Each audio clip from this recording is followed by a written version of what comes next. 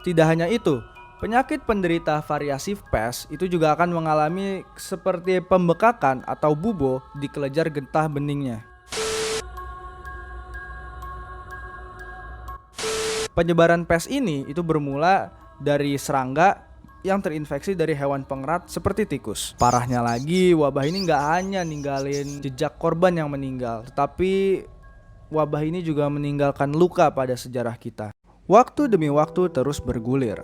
Hari berganti menjadi minggu, minggu berganti menjadi bulan, dan bulan pun akhirnya menutup usia dengan tahun. Sejarah merupakan sesuatu yang mustahil untuk tidak dicatat. Walaupun dapat nilai sejarah yang jelek, tetapi sejarah masih sangat menarik untuk dipelajari. Hai semua, selamat datang kembali di channel Maulana Azam. Banyak prediksi akan kiamat yang sudah pernah dibuat, baik yang oleh perorangan ataupun yang dibuat oleh sekelompok grup tertentu. Di video kali ini gue bakal bahas tentang prediksi kiamat yang disebabkan oleh pandemik. Di video pertama ini ada yang namanya Black Death atau maut hitam. Black Death atau maut hitam adalah sebuah pandemi yang terjadi pada pertengahan abad 14 hingga akhir abad 14.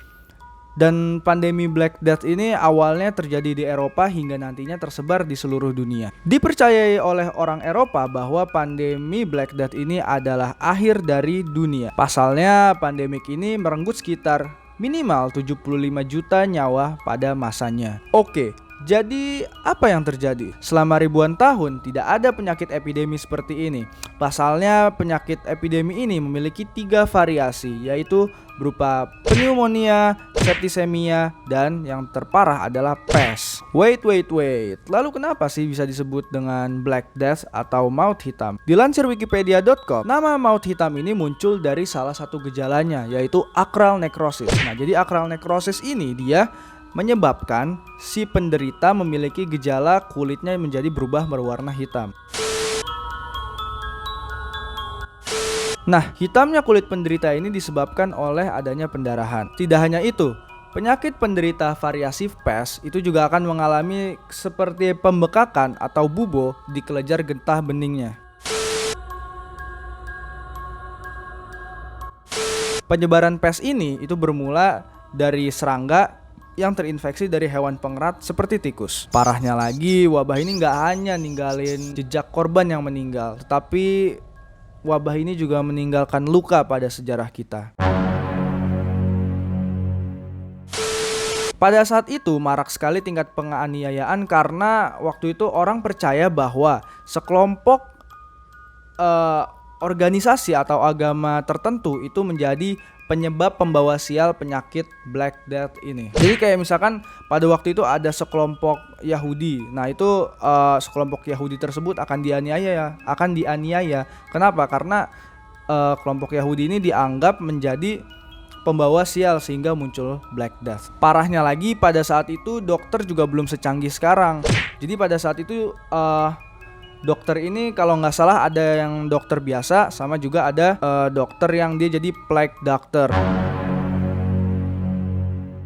Nah, karena waktu itu dokter masih belum bisa meneliti wabah ini, jadi banyak dokter yang menjawabnya dengan tahayul-tahayul. Nah, di sini ada yang namanya plague doctor. Plague doctor itu dia namanya doang dokter, tapi sebenarnya tugas dia itu kayak untuk ngerekapitulasi siapa sih yang kena, ngedata aja sebagai apa tuh namanya? Ya pokoknya ngedata sebagai demografi lah tujuannya. Itu plague doctor. Salah satu takhayul yang disebabkan oleh dokter ini itu adalah kalau waktu itu kucing hitam disebut menjadi dalang dari kesialan. Karena kucing hitam waktu itu dianggap sebagai kucing yang setan yang menjelma menjadi kucing.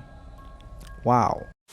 Dampak dari tahayul ini itu adalah orang-orang Eropa terus membantai kucing selama 300 tahun lamanya. Nah, diketahui juga bahwa pada masa itu walaupun kamu memiliki uang yang banyak, kamu tetap akan kesulitan berobat. Kenapa? Karena pada saat itu dipercayai bahwa antar warga itu nggak boleh saling tegur sapa.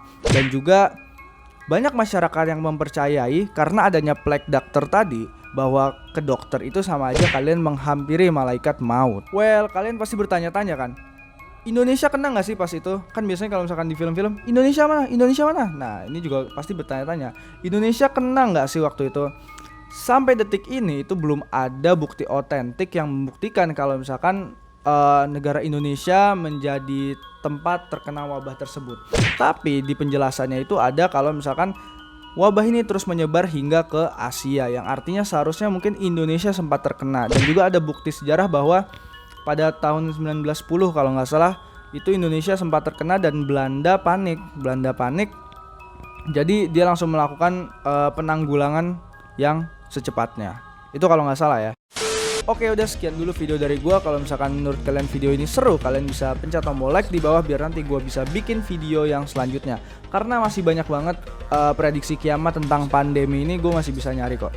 Masih banyak tadi gue lihat di sumbernya. Jadi kenapa gue bikin prediksi kiamat tentang pandemi? Karena sekarang sedang pandemi. Jadi teman-teman nggak perlu terlalu panik kalau misalkan ini menjadi kiamat. Tetapi teman-teman boleh mungkin ini sebagai sarana mendekatkan diri lagi kepada Allah Subhanahu wa taala. Oke, thank you for watching. See you guys at the next video. If you enjoy, please click like and click subscribe. Thank you. Goodbye.